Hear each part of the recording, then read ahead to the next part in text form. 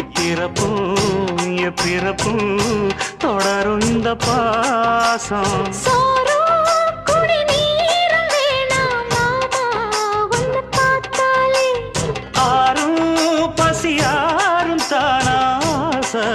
மொழி கேட்டாலே ஒன்ன பிரிஞ்சிருக்க தன்னந்தனிச்சிருக்க அம்மம்மாடி அப்பப்பாடி என் மனசு ஒத்துக்காது.